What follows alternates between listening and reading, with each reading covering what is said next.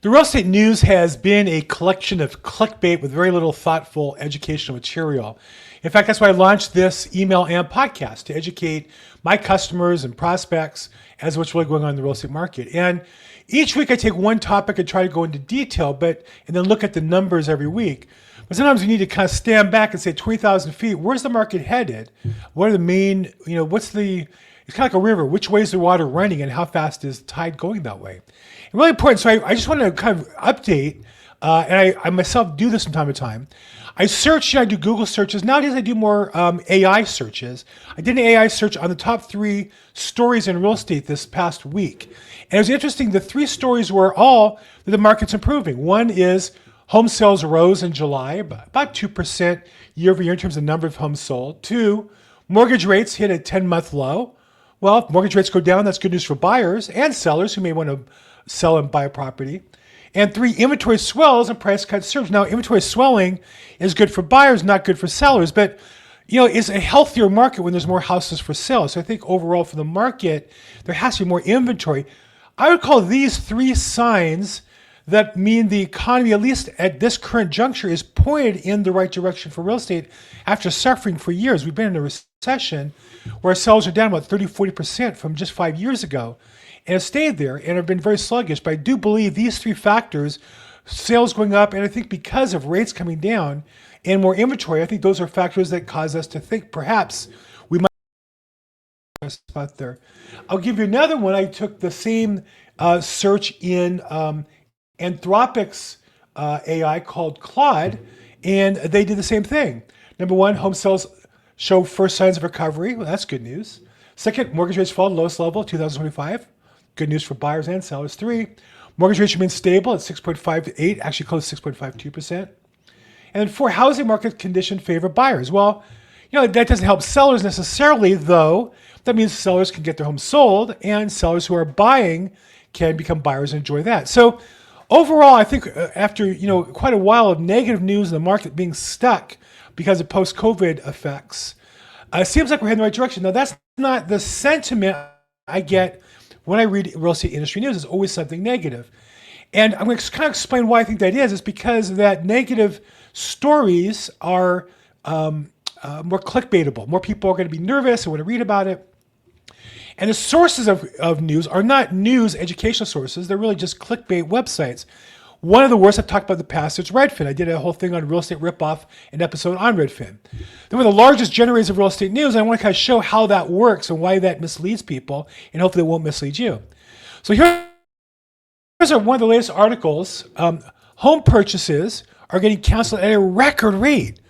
Wow, that sounds bad. I mean, if you write an article with that, you'd think, that's really bad, right?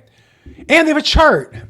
And if it's a chart, it must be true, right? Well, you look at the chart. I looked at the chart myself. I said, that doesn't seem to be much variance. I mean, yes, it's gotten higher, but what are the numbers? They were kind of too small to read. But the far left was 12% back in 2017 of the escrows canceled. And in 2025, 15.3% canceled. Yes, it's more, but is it significant? Well, this chart doesn't make it look terribly significant. Then I took the same chart. See, this is a misleading chart because it goes from 0, if you look at it, from 0 only up to 15%. So it looks like the latest period is like at the max of cancellations ever happened before. Well, it's not quite true. When you plot it on a normal graph, 0 to 100%, I lost my spot. I had that graph pulled up and ready to go. And somewhere along the line, there we go. Here it is plotted 0 to 100%. You can barely even read the numbers. It's so small. Again, same numbers.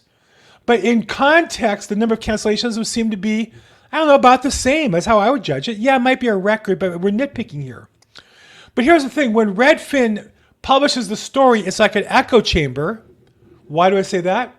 Well, look at a Google search. If you Google search home purchases are getting canceled at a record rate, Redfin has an article, News Nation, The Hill, here's Newsweek, Business Insider, WFLA.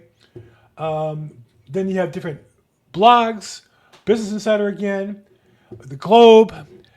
News organizations around the world take the story and run it as though it's significant. Why? Because Redfin said it's significant. Nobody actually looks at the data and says, is it really that important? And so is this an important statistic? It's a number. Yes, it's worse than it's been in a while. There might be factors below it, but Seems to me there might be important things to talk about if your goal is to help people buy or sell property. Now, if your goal is to scare them into using you instead of somebody else, Redfin's strategy is perfect. But if your goal is to educate people and teach them how to save money to buy a house, how to cut expenses to buy a house, how to get top dollar to sell a house, then scaring them about the cancellations, how about how to avoid cancellations? What were the major factors that cause cancellations? What are the avoidable factors that Redfin agents or any other agents use to avoid cancellations? Not in their article. Because that's not news to Redfin. That doesn't scare you into using them. They need you to be scared and stuck on them. Another new Redfin article. This was equally bad, I think. 44% of Americans delaying or canceling a major purchase like a home or car due to feelings about job security. So here's a survey where we ask people what their feelings. It's always a dangerous spot. 44% of Americans were delaying a major purchase. Now think about that for a second. How many people make a major purchase at any time? Well, in a year, maybe 5% of adults buy a house and maybe 15% buy a car. It's about 20%. So when you go down their data, really about 14% already made a major purchase and 60% still plan to soon. It's of course, the people say they're not going to make a major purchase. But my question is, were they ever going to make a major purchase? Right? I mean, this is just trying to put some emotion on it. And I think blame your job insecurity. Maybe again, the Redfin article should be, what you can do to qualify for a home loan if you're worried about your job. You can get a second job. You can start your own business, start a side hustle. No, that's not what they do, because they want you scared about your job and then calling them. That's their game plan. And I think when you understand that, you'll realize that most of real estate news is misleading. It's on purpose.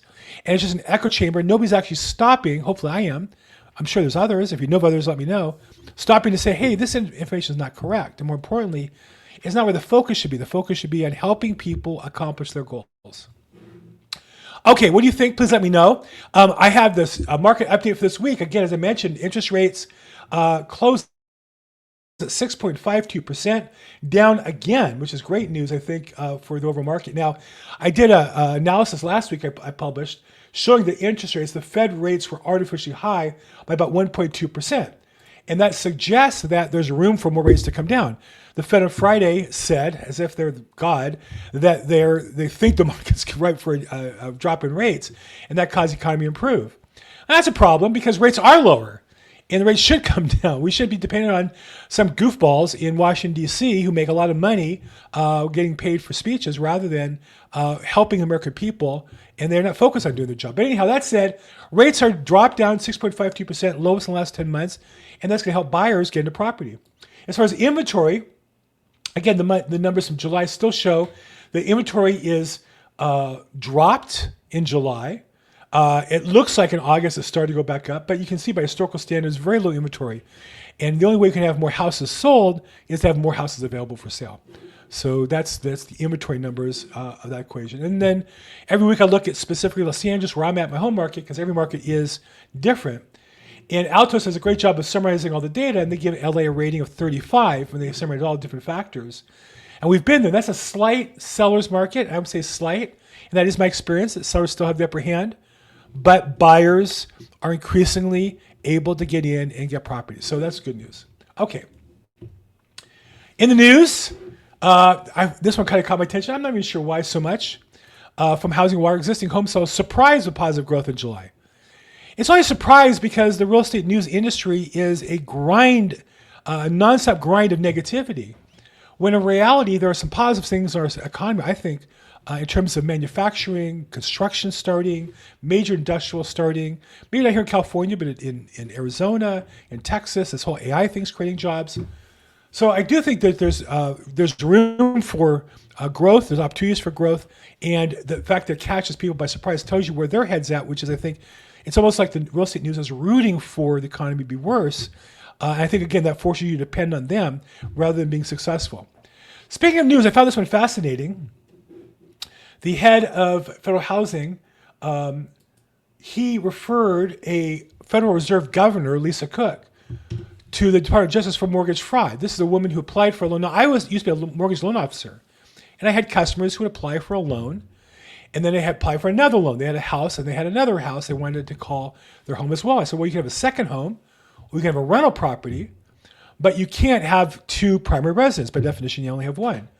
And so, here is a woman who's one of 12 Fed governors charged with regulating our banks. And even she's accused of, that's why I think it's terrible, we should investigate, and she should have a day in court to prove they're wrong, to prove herself that, in fact, that she didn't commit this fraud. Because I do think that it's terrible that the people in charge of our economy would be the kind of people who would commit this kind of fraud. It's just, I think, why are we playing by the rules and the people who are otherwise responsible not playing by the rules? So I went a little further here, and I found this interview by one of her colleagues, and this is fascinating to me. Kansas City Governor Cook. And he was asked about this case, and I'd like you to kind of hear what he had to say if I can make this work. Let's give it a try. Is that a serious thing to do, to write primary residence on two different mortgages? Let me say this, it's definitely part of the application. Yeah. But I also would say, if you think about how huge that application is, maybe we could start thinking about how do we make it less paperwork intensive as we go forward. Do you worry at all that they're... So here is a governor of the Fed in Kansas City regulating banks. And when somebody's caught or accused of being caught of falsely claiming two primary residences to save, to rip off the federal government of thousands of dollars, his answer is not to say we should look into it. It's to say, well, the paperwork's confusing. The paperwork is too confusing, he's saying, for a woman whose job it is to regulate banks. Imagine what it is for the average homeowner. I've known people who've gone to prison for this exact offense. I was a loan officer, and I was trained to be very careful about occupancy because it's easily checked, and also it's frauding the bank, and it's a federal crime to fraud the bank. You're going to do hard time. And I think it's interesting that when we find our federal regulators committing crime, it seems to be like it's being overlooked. I hope not. I hope justice is served down the road. We'll see. Also in the news, you may remember during the whole NAR lawsuit, one of the concerns was that if you don't let sellers pay for the buyer's agent's commission, VA buyers would be lost in the shuffle. As a result of the lawsuit, the whole commission structure of real estate across the country was changed to where sellers paid the seller's agent, the buyers paid the buyer's agent. The seller could pay a credit to cover the buyer's costs if the buyer asked for it. And the concern was that VA buyers already having an uphill battle to get their loans accepted might find that process more difficult. Good news is, at least according to Housing Wire, turns out that they've been able to navigate that with ease. And the answer is, yeah, I think the realtors, I can speak for my company, EXP, and I can also speak for the California Association of Realtors. I think both organizations did a great job restructuring the paperwork, training our agents, and giving us a chance to comply with the regulations, both issued by our associations, by the regulators, and by the lawsuit. So good news is VA veterans, or American veterans who deserve their benefits, aren't being pushed out of the way because of the commissions. Now, here's the bad news on the same front. The same guys who upended the entire real estate industry for nothing other than their attorney's fees and lined the pockets of people who I think misled the truth about why they sued, are basically just shopping for anybody who's upset about selling their house. They're looking particularly for online listing companies. And so the class action law firm Higgins Berman, they're just basically saying to sellers, if you think you're ripped off, please contact us. Not if you're ripped off by this practice or all people who use this practice. No, just call us. We're looking to take down real estate agents. That's class action lawsuits. There you go. That's what it looks like. I just think it's a shameful practice, and I think the results they've had on the industry are terrible. I'm sure they made a lot of money and have great lives and travel the world, but at the end of the day, I don't think anybody should fall for the fact that it's nothing but a money grab by those people. What do you think? Am I too hard on Redfin? Let me know. I'd love to see your comments, questions. If you like this, please like it, subscribe to it. If I can help in any way, I'm at Bill Gross Probate. And as always, make today your best day ever. Thanks.